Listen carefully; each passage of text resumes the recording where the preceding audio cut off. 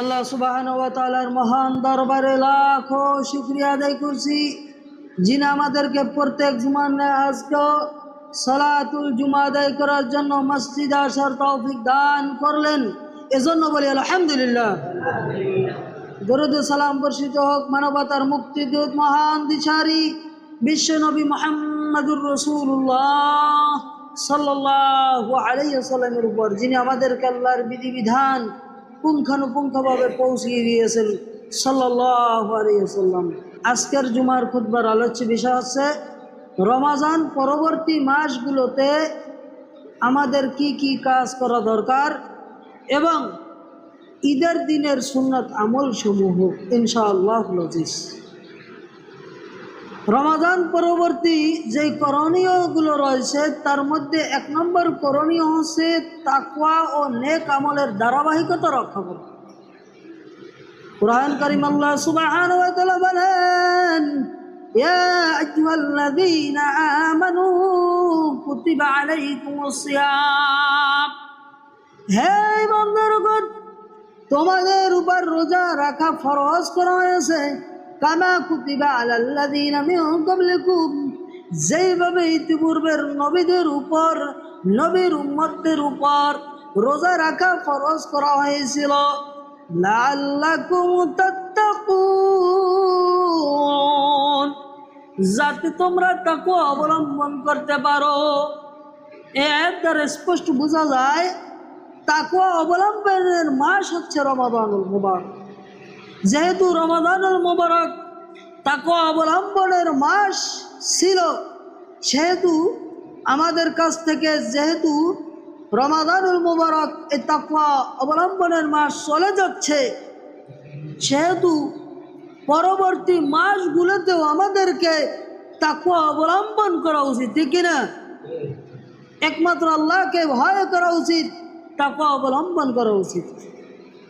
এজন্য আমাদেরকে সর্ব অবস্থায় আল্লাহকে ভয় করতে হবে। আল্লাহকে ভয় করে সকল আমলগুলো করার জন্য চেষ্টা করতে হবে। কোরআন কারিমে অপর আয়াতে আল্লাহ সুবহানাহু ওয়া তাআলা বলেন, ইয়া আইয়ুহাল্লাযীনা আমানু তাকুল্লাহ, হে ঈমানদারগণ, তোমরা আল্লাহ সুবহানাহু ওয়া তাআলাকে ভয় করো, হাক্কা তুকাতি, যথাযথভাবে ভয় করো। শুধু ভয় করলে চলবে না, যথাযথভাবে, ভালোভাবে, সঠিকভাবে ভয় করো। হাক্কা তুকাতি ওয়ালা তামুতুন্না, আর তোমরা মৃত্যুবরণ করবে না, ইল্লা ওয়া আনতুম মুসলিমুন, যতক্ষণ না তোমরা মুসলমান হয়ে যাবে। খাঁটি মুসলমান হয়েই তোমরা মৃত্যুবরণ করবে। আল্লাহ সুবহানাহু ওয়া তাআলা এই আয়াতে স্পষ্টভাবেই বললেন, মুমিনদেরকে, ঈমানদার ব্যক্তিদেরকে ইঙ্গিত করে বললেন, হে ঈমানদারগণ, তোমরা আল্লাহকে ভয় করার মতোই ভয় করো, যথাযথভাবেই ভয় করো। আর কি করবে না?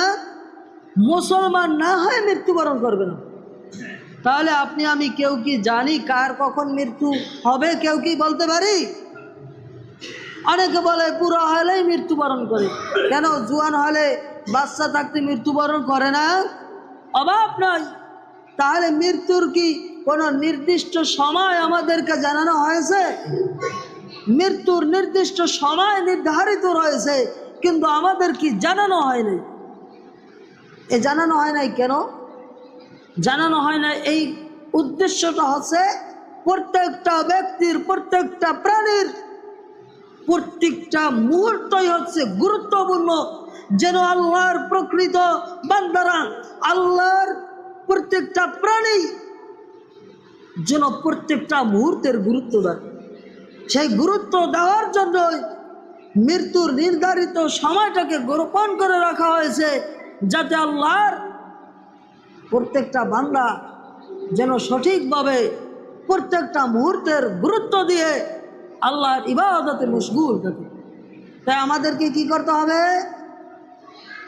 আল্লাহর ইবাদতে সর্বাবস্থায় মশগুল থাকতে হবে। কখনো আল্লাহর অবাধ্য হওয়া যাবে না। যাবে প্রত্যেকটা মুহূর্তের গুরুত্ব দিতে হবে। মুমিন ব্যক্তি, আল্লাহর প্রকৃত বান্দারা কখনো অনর্থক কাজে কর্মে লিপ্ত হয় না। হয় অনর্থক কাজে কর্মে মুমিন বান্দারা লিপ্ত হবে না। মুমিন বান্দাদের গুনাহগুলি বর্ণনা করতে গিয়ে আল্লাহ সুবহানাহু ওয়া তাআলা সূরাতুল মুমিনুনের মধ্যে বলেন, ওয়াল্লাযীনা হুম আনিল লাগwi মুরিদুন। আর মুমিন ব্যক্তিরা তো তারাই, ওই সকল মুমিন ব্যক্তিরা যারা অনর্থক কাজে কর্মে লিপ্ত হয় না। এই জন্য মুমিন ব্যক্তিরা কখনো অনর্থক কাজে কর্মে লিপ্ত হয়ে যাবে না, অনর্থক সময় নষ্ট করা যাবে না। খুব প্রত্যেকটা সময়ের খুব যত্ন নেওয়ার জন্য চেষ্টা করতে হবে, আল্লাহর ইবাদতে মশগুল থাকার জন্য চেষ্টা করতে হবে।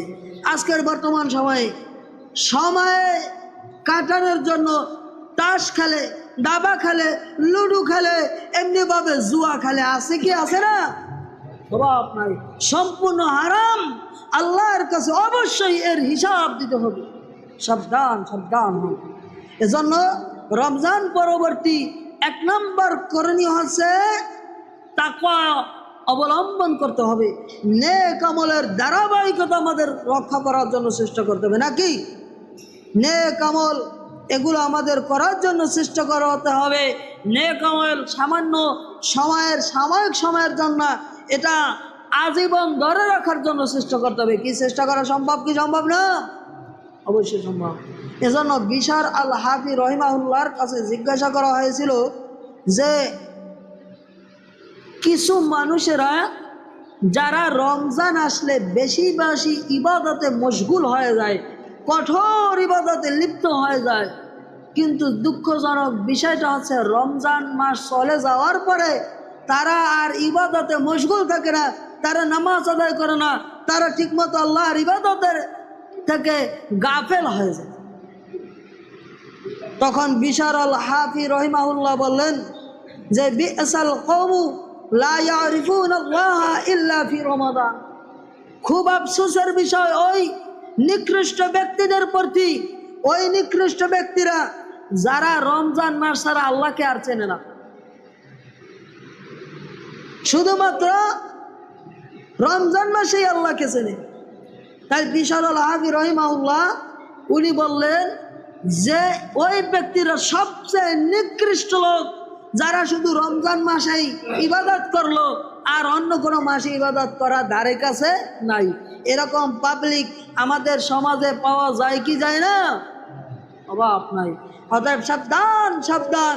রমজান মাসে যেই ধারাবাহিকতায় আপনি আমি ইবাদত আমল করছি, সেই ধারাবাহিকতায় আমাদেরকেও ইবাদত আমল করার জন্য চেষ্টা করতে হবে। চেষ্টা করলে সম্ভব কি সম্ভব নয়? অবশ্যই সম্ভব। এখন কেউ বলতে পারেন যে আমি তো অনেক ইবাদত করতে পারি, চাইলে অনেক ইবাদত করতে পারি। রাসূল সাল্লাল্লাহু আলাইহি সাল্লামের যুগে 3 জন ব্যক্তি, একজন ব্যক্তি বলতেছে আমি জীবনে কখনো বিয়ে করব না, আমি আজীবন কি থেকে যাব, আমি আজীবন এইরকম থেকে যাব। আরেকজন ব্যক্তি বলতেছে যে আমি জীবনে কখনো রাত্রে ঘুমাবো না, রাত্রে সারা রাত ইবাদত করে কাটিয়ে দেব। আরেকজন ব্যক্তি সে বলতেছে আমি কখনো জীবনে যতদিন বেঁচে আছি ততদিন পর্যন্ত কখনো রোজা ছাড়বো না, প্রত্যেক দিন 12 মাসই রোজা রেখে যাব। 3 জন ব্যক্তিকে রাসূল সাল্লাল্লাহু আলাইহি ওয়াসাল্লাম ডাকলেন এবং বললেন যে এইভাবে করা ঠিক নয়, কারণ আমি তো রোজা রাখি আবার আমি তো রোজা ছাড়ি। রাসূল সাল্লাল্লাহু আলাইহি ওয়াসাল্লাম রমজান মাস ছাড়া অন্যান্য মাসে রোজা রাখতেন আবার রোজা ছেড়ে দিতেন, আছে কি আছে না? এমনিভাবে রাসূল সাল্লাল্লাহু আলাইহি ওয়াসাল্লাম বললেন যে আমি তো বিবাহ করেছি, অতএব বিবাহ করতে হবে। এমনিভাবে আরেকজন ব্যক্তি কি বললেন, যেই ব্যক্তি কখনো কি রাত্রে ঘুমাবে না, তখন রাসূল সাল্লাল্লাহু আলাইহি ওয়াসাল্লাম বললেন তোমার উপর তোমার শরীরের হক রয়েছে, অতএব আমি তো রাত্রে ঘুমাই আবার আমি তো রাত্রে জাগরণ করি। অর্থাৎ রাসূল সাল্লাল্লাহু আলাইহি ওয়াসাল্লাম রাত্রের শেষ তৃতীয়াংশ জাগতেন এবং তিনি ইবাদত করতেন। তাহলে রসুল সাল্লাল্লাহু আলাইহি সাল্লাম এই কথা বলার পরে বললেন, ওমাইয়ার গাবা আন দীনিহি ফালাইসা মিন্নি, যে ব্যক্তি আমার দ্বীনের মধ্যে ফাটল সৃষ্টি করবে সে আমার মুসলমানদের, আমার উম্মতের অন্তর্ভুক্ত নয়। নাউজুবিল্লাহ।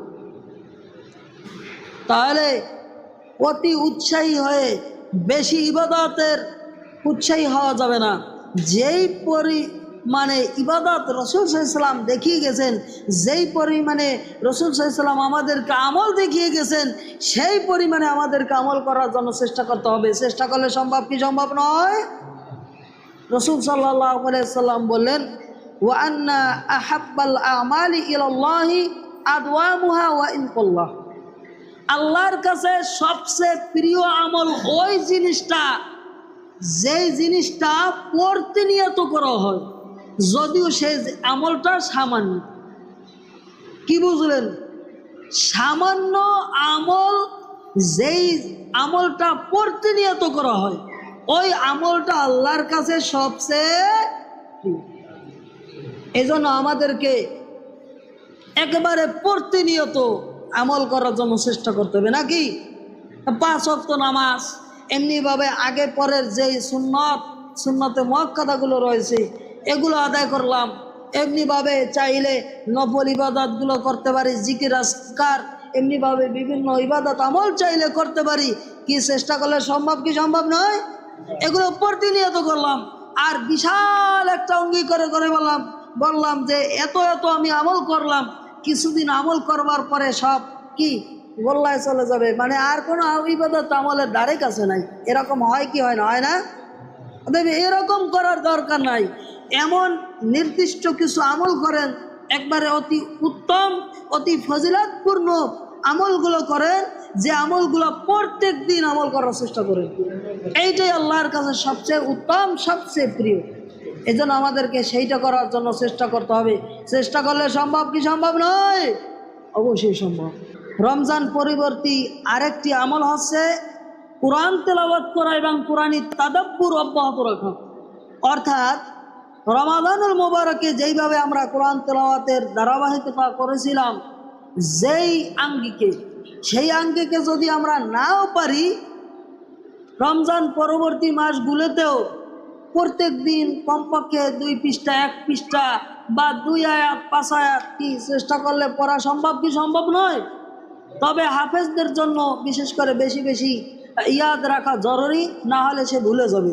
এটা তার জন্য ভিন্ন কথা। কিন্তু অন্যান্য ব্যক্তিদের ক্ষেত্রে অবশ্যই কম কম হলেও কি এর ধারাবাহিকতা রক্ষা করার জন্য চেষ্টা করা, কি চেষ্টা করলে সম্ভব কিনা? আল্লাহ সুবহানাহু ওয়া তাআলা কোরআন কারীম ইরশাদ করেন, ইন্নাল্লাযীনা ইয়াতলুনা কিতাবাল্লাহি ওয়া আকামুস সালাতা,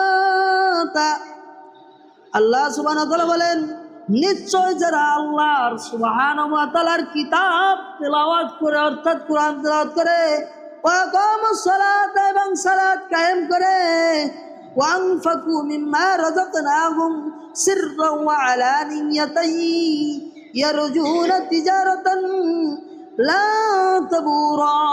আল্লাহ সুবহানাহু ওয়া তাআলা বলেন, আর আমি যেই সম্পদগুলো দিয়েছি, যেই টাকা পয়সা ধন সম্পদ দিয়েছি, এগুলো আল্লাহর পথে ব্যয় করে, গোপনে অথবা প্রকাশ্যে, আল্লাহ সুবহানাহু ওয়া তাআলার সাথে ওই ব্যক্তি এমন একটা ব্যবসা করে যাই ব্যবসায় কখনো নোকসান হওয়ার মতো না। সুবহানাল্লাহ। এজন্য আমাদেরকে কি করা উচিত? আল্লাহর সাথে ব্যবসা করা উচিত। বেশি বেশি এখানে শর্ত দেওয়া হয়েছে কোরআন তেলাওয়াত করা, এমনি ভাবে সালাত কায়েম করা, আর কি করা? আল্লাহর পথে দান করা, গোপনে অথবা প্রকাশ্যে, সর্বাবস্থায় আল্লাহর পথে দান করা। যদি দান করা হয় তাহলে আল্লাহ সুবহানাহু ওয়া তাআলা কি করবেন? আল্লাহ সুবহানাহু ওয়া তাআলা এর পরবর্তী আয়াতে বললেন যে আল্লাহ সুবহানাহু ওয়া তাআলা নিজ অনুগ্রহে ওই নেক আমলগুলোর সব বহু গুণে বৃদ্ধি করে দিবেন। সুবহানাল্লাহ। এজন্য আমাদেরকে কি করা উচিত? এই রমজান পরবর্তী মাসগুলোতেও কোরআন তেলাওয়াত করার জন্য চেষ্টা করতে হবে, সালাত কায়েম করতে হবে, এমনিভাবে আল্লাহর পথে দান করার জন্য চেষ্টা করতে হবে। চেষ্টা করলে সম্ভব কিনা? অবশ্যই সম্ভব। এমনিভাবে আরেকটি রমাদান পরবর্তী করণীয় হচ্ছে 5 ওয়াক্ত নামাজে যত্নবান হওয়া। কোরআন কারিমে আল্লাহ সুবহানাহু ওয়া তাআলা বিভিন্ন আয়াতে নামাজ কায়েমের প্রতি গুরুত্ব দিয়েছেন।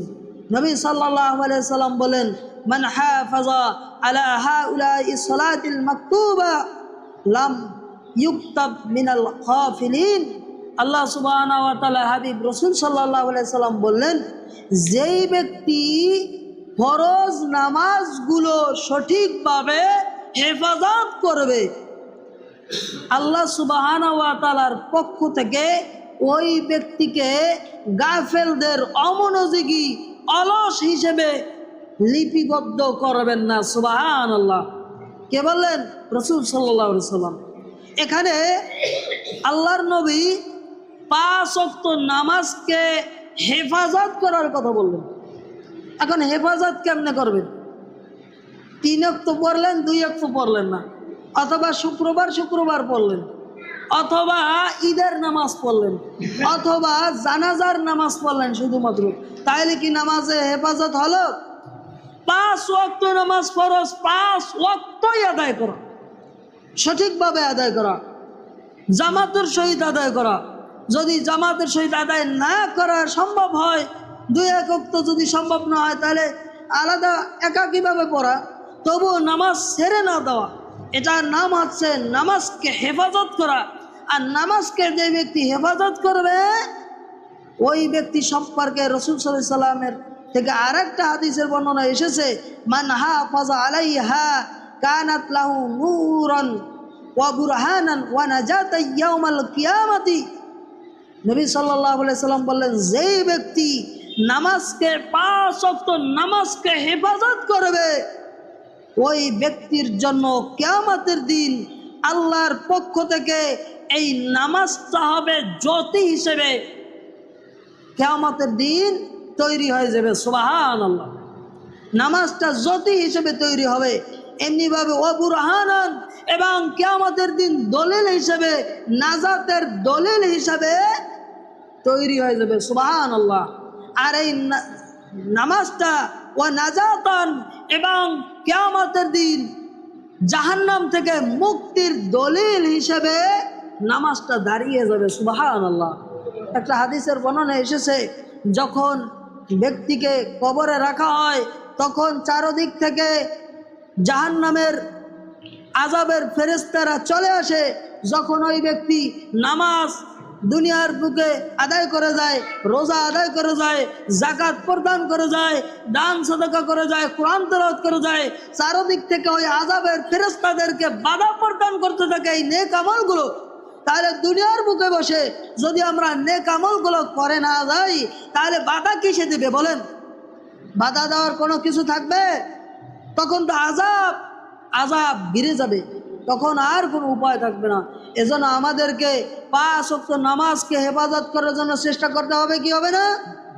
নবী সাল্লাল্লাহু আলাইহি সাল্লাম এই হাদিসের পরবর্তী অংশে বলেন, ওয়ামাল্লাম ইউহাফিজ আলাইহা, যেই ব্যক্তি 5 ওয়াক্ত নামাজকে হেফাজত করবে না, 2 ওয়াক্ত পড়বে, 3 ওয়াক্ত পড়বে না, মন চাইলে পড়বে, আত্মীয়কে দেখানোর জন্য নামাজ আদায় করবে, এরকম আছে কি আছে না? নতুন আত্মীয় হয়েছে, নামাজ না পড়লে বলে কি অমুক আত্মীয় ও বাড়ি আর আত্মীয় করবো না, কারণ ও বাড়ি তাদের সাথে কোনো সম্পর্কই রাখবো না, ওরা তো নামাজের রোজার কোনো ধারে কাছে নেই। হয় কি হয় না? এই জন্য আত্মীয়তা রক্ষার জন্য নামাজ পড়ে। আবার কেউ আছে শুক্রবারের নামাজ পড়ে, আবার কেউ আছে দেখা দেখি নামাজ পড়ে, আত্মীয় স্বজন বন্ধু বান্ধব পাশাপাশি এখন না গেলে কেমন দেখায়, সেই দেখা দেখি নামাজ পড়ে। জানাজা নামাজে যায়, সবাই গেছে, আমিও যাই। কেউ আছে খাওয়ার পাওয়ার জন্য দেওয়া যায়, আবার কেউ আছে সবের উদ্দেশ্যে যায়। আল্লাহ সুবহানাহু ওয়া তাআলা তার নিয়তে কি বলছে সেটা সেই অনুযায়ী বিচার করবেন। তাই আমাদেরকে 5 ওয়াক্ত নামাজকে হেফাজত করার জন্য চেষ্টা করতে হবে। নবী সাল্লাল্লাহু আলাইহি ওয়াসাল্লাম বললেন, যেই ব্যক্তি 5 ওয়াক্ত নামাজকে হেফাজত করবে না, লাম ইয়াকুন লাহু নূরান ওয়ালা বুরহানান ওয়ালা নাজাতান ওয়া কানা ইয়াউমাল কিয়ামাতি মা কারুনা ওয়া ফিরআউনা ওয়া হামান ওয়া উবাই ইবনে খালদ। ওই ব্যক্তির জন্য কিয়ামতের দিন নূর জ্যোতি হিসেবে তৈরি হবে না এবং নাজাতের দলিল হিসেবে নামাজ তৈরি হবে না, বরঞ্চ কিয়ামতের দিন ওই ব্যক্তি কি হবে? ওই ব্যক্তি কারুন, ফেরাউন এবং উবাই ইবনে খালফের সাথে তার হাসর হয়ে যাবে। নাউজুবিল্লাহ। তাহলে আপনি আমি কেউ উবাই ইবনে খালফের সাথে হাসর চাই? আপনি আমি কেউ ফেরাউন হামানের সাথে হাসর চাই? যদি আপনি আমি ফেরাউনের সাথে হাসর না চাই, উবাই ইবনে খালফের সাথে হাসর না চাই, ফেরাউনের সাথে হাসর না চাই, আজকের থেকে এখান থেকে অঙ্গীকার করে যেতে হবে আপনি আমি 5 ওয়াক্ত নামাজ কখনো ছেড়ে দিব না। এই অঙ্গীকার এখান থেকে করে দেওয়া যায় কি যায় না? এখান থেকে অঙ্গীকার করে যেতে হবে। আপনি আমি কেউ গ্যারান্টি দিতে পারি এই মসজিদ থেকে বের হয়ে যেতে পারবো? গ্যারান্টি দিতে পারি? গ্যারান্টি দিতে পারি না। তাহলে এখন থেকে অঙ্গীকার করা উচিত 5 ওয়াক্ত নামাজ ছেড়ে দেব না। এমনিভাবে রমাদানুল মোবারক পরবর্তী আর একটা করণীয় আছে, গুনাহ থেকে বেঁচে থাকা। আমাদেরকে গুনাহ থেকে বেঁচে থাকার জন্য চেষ্টা করতে হবে। রমজান মাসে যেইভাবে আপনি আমি গুনাহ থেকে বেঁচে থাকার জন্য চেষ্টা করেছি, সেইভাবে আমাদেরকেও অন্যান্য মাসগুলোতেও গুনাহ থেকে বেঁচে থাকার জন্য চেষ্টা করতে হবে। চেষ্টা করলে সম্ভব কি সম্ভব নয়? আয়েশা সিদ্দিকা রাদিয়াল্লাহু তাআলা আনহা বলেন, রাসূল সাল্লাল্লাহু আলাইহি ওয়াসাল্লাম আমাকে বললেন, ইয়া আয়েশা ইয়াকি ওয়া মুহাক্কারাতিল আমাল ফাইন্না লাহা মিনাল্লাহি তাআলিবান। অন্য রিওয়ায়াতে এসেছে ওয়া মুহাক্কারাতিজ যুনুব, যে রাসূল সাল্লাল্লাহু আলাইহি ওয়াসাল্লাম বলেন, হে আয়েশা সিদ্দিকা, তুমি ছোটোখাটো সগীরা গুনাহ থেকেও বেঁচে থাকবে, কারণ এই সগীরা গুনার জন্য কিয়ামতের দিন আল্লাহর দরবারে হিসাব দিতে হবে। নাউজুবিল্লাহ। তাহলে বড় গুনাহ তো পরের কথা, ছোট গুনার জন্য, সগীরা গুনার জন্য আল্লাহর কাছে যদি হিসাব দিতে হয়, তাহলে কিয়ামতের দিন কি একটা অবস্থা হয়ে যাবে চিন্তা করা দরকার কি দরকার নয়? অতএব রমজান পরবর্তী মাসগুলোতেও আমাদেরকে সগীরা গুনাহ থেকে বেঁচে থাকার জন্য চেষ্টা করতে হবে। এমনিভাবে দোয়া এবং ইস্তেগফার সর্বাধিকভাবে করো। রমাদানুল মোবারকে যেইভাবে দোয়া ইস্তেগফার করেছি, সেইভাবে আমাদেরকে রমজান পরবর্তী মাসগুলোতেও দোয়া ইস্তেগফার করার জন্য চেষ্টা করতে হবে। রাসূল সাল্লাল্লাহু আলাইহি ওয়াসাল্লাম বলেন, তুবা লিমান ওয়াজাদা ফি সহিফাতিহি ইস্তেগফারান কাসীরান। নবী সাল্লাল্লাহু আলাইহি ওয়াসাল্লাম বললেন, যেই ব্যক্তি দুনিয়ার বুকে বসে বেশি বেশি ইস্তেগফার করেছে, ওই ব্যক্তি কিয়ামতের দিবসে তার আমলনামায় বেশি বেশি ইস্তেগফার থাকার কারণে কিয়ামতের দিন সেই সুসংবাদের সম্মুখীন হয়ে যাবে। সুবহানাল্লাহ। সে সুসংবাদ পেয়ে যাবে, জান্নাতের সুসংবাদ পেয়ে যাবে। এজন্য আমাদেরকে বেশি বেশি ইস্তেগফার, তাওবা ইস্তেগফার করা দরকার কি দরকার নয়? যার আগের পরের গুনাহ মাফ, তিনি 70 বার, কোনো বর্ণনায় 70 বার, কোনো বর্ণনায় 100 বার, তিনি 100 বার তওবা করেন, আপনার আমার আগের পরের গুনাহ মাফ, এই গ্যারান্টি কেউ দিতে পারে? তাহলে আপনি আমি কেন বেশি বেশি ইস্তেগফার করছি না? আমাদেরকে বেশি বেশি ইস্তেগফার করা দরকার। এমনিভাবে দান সাদাকা বেশি বেশি করার জন্য চেষ্টা করতে হবে। রমজান মাস পরবর্তী মাসগুলোতে চেষ্টা করতে হবে। রাসূল সাল্লাল্লাহু আলাইহি ওয়াসাল্লাম বলেন, আস-সাকিয়্যু করিবুম মিনাল্লাহ, দানশীল ব্যক্তি আল্লাহর নিকটবর্তী হয়ে যাবে। সুবহানাল্লাহ। দানশীল ব্যক্তি করিবুম মিনান নাস, এবং মানুষের নিকটবর্তী হবে, মানুষের কল্যাণের জন্য মানুষের নিকটবর্তী হবে, মানুষের ভালোবাসা সে পেয়ে যাবে। করিবুম মিনাল জান্নাহ, এবং জান্নাতের নিকটবর্তী হয়ে যাবে দানশীল ব্যক্তি। সুবহানাল্লাহ। বাঈদুম মিনান নার, এবং দানশীল ব্যক্তি জাহান্নাম থেকে দূরে থাকবে। সুবহানাল্লাহ। এজন্য আমাদেরকে বেশি বেশি আল্লাহর পথে দান করা উচিত কি উচিত নয়? অবশ্যই উচিত। এমনিভাবে সৎ সঙ্গ গ্রহণ করা এবং অসৎ সঙ্গ বর্জন করা উচিত। রাসূল সাল্লাল্লাহু আলাইহি সাল্লাম বলেন, আর রাজুল আলা দীনি খলিলিহি ফালইয়ানজুর আহাদুকুম মাই ইউখালিল। প্রত্যেক ব্যক্তি তার সঙ্গীর অনুসারে হয়ে যায়, অর্থাৎ সঙ্গী যেইভাবে চলে সে সেইভাবে আস্তে আস্তে সেইভাবে গঠিত হয়ে যায়। রাসূল সাল্লাল্লাহু আলাইহি সাল্লাম বললেন, অবশ্যই বেছে নেওয়া উচিত ওই ব্যক্তিকে, যে ওই ব্যক্তির চিন্তা করা উচিত যে ওই ব্যক্তি কাকে তার বন্ধু হিসেবে গ্রহণ করলো।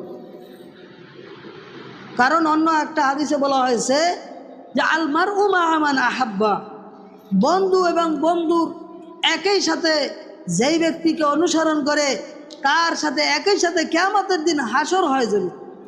তাহলে সৎসঙ্গ গ্রহণের গুরুত্ব আছে কি আছে না? অবশ্যই আছে।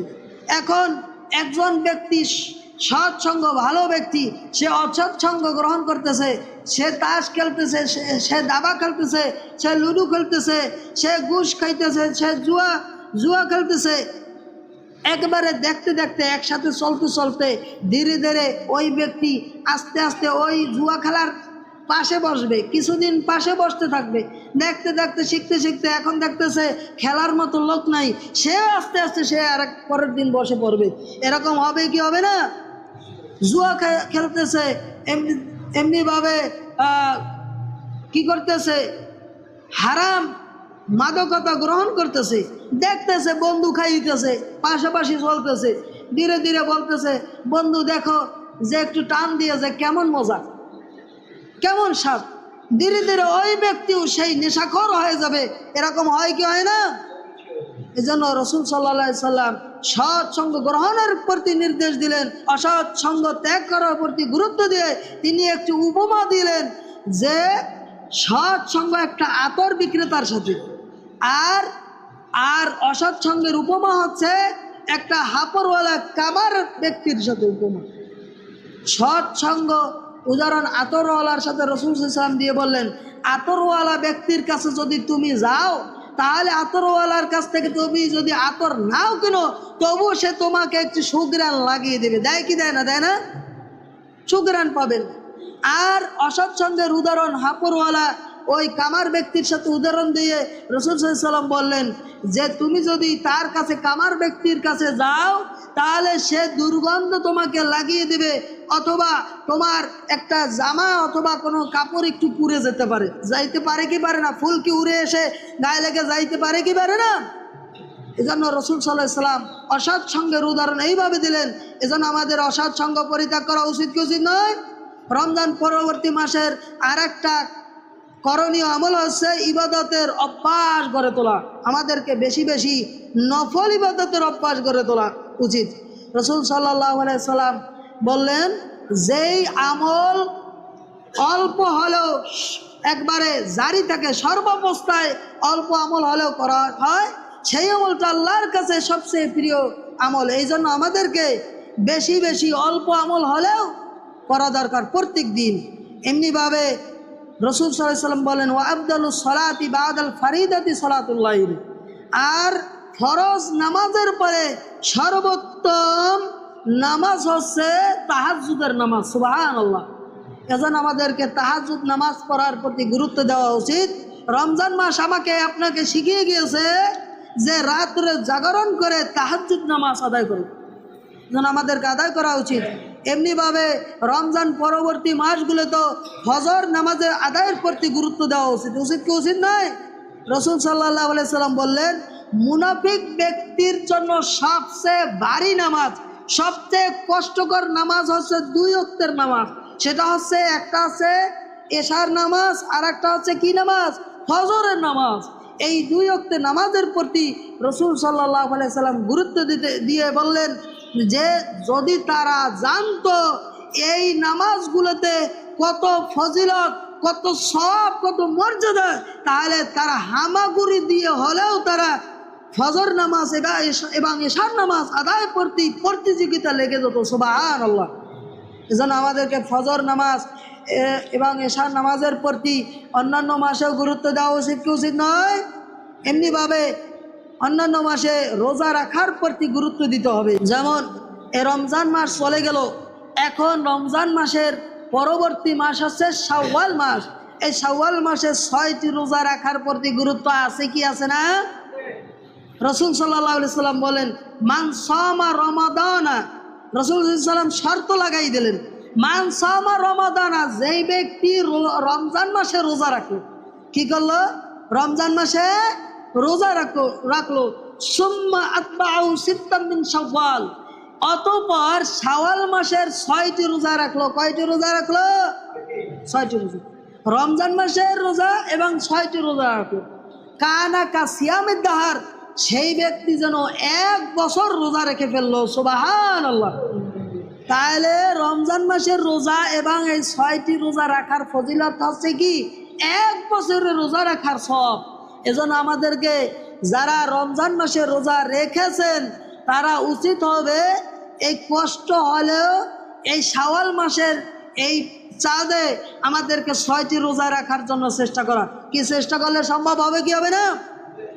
এই শাওয়াল মাসের 6 রোজা সম্পর্কে কিছু গুজব আছে। 1 নম্বর গুজব হচ্ছে ব্যঙ্গে ব্যঙ্গে রোজা রাখা উত্তম। এটা ভুল ধারণা। কোরআন হাদিসের কোথাও নাই ব্যঙ্গে ব্যঙ্গে রোজা রাখতে হবে। যদি একাধারে ধারাবাহিকভাবে কেউ রোজা রাখতে পারে কোনো অসুবিধা নেই। আবার কেউ ভুল ধারণা আছে, বলে যে 6 রোজা রেখে আবার ঈদ করতে হয়। এটা ভুল ধারণা। রাসূল সাল্লাল্লাহু আলাইহি ওয়াসাল্লাম মুসলমানদের ঈদ হিসেবে 2টি নির্ধারণ করে দিলেন। একটা হচ্ছে ঈদুল ফিতর আর একটা হচ্ছে কি ঈদুল আজহা, 2টি। তাহলে আবার 6 রোজার আবার কিসের ঈদ? এই ধারণা আমাদের পোষণ করা উচিত নয়। এজন্য আমাদেরকে কি করতে হবে? রমজান মাস পরবর্তী এই শাওয়াল মাসে 6টি রোজা রাখার জন্য চেষ্টা করতে হবে। অন্য একটা হাদিসে রাসূল সাল্লাল্লাহু আলাইহি ওয়াসাল্লাম বললেন, তুরাদুল আমালু ইয়াউমাস নাইনি ওয়াল খামিসি।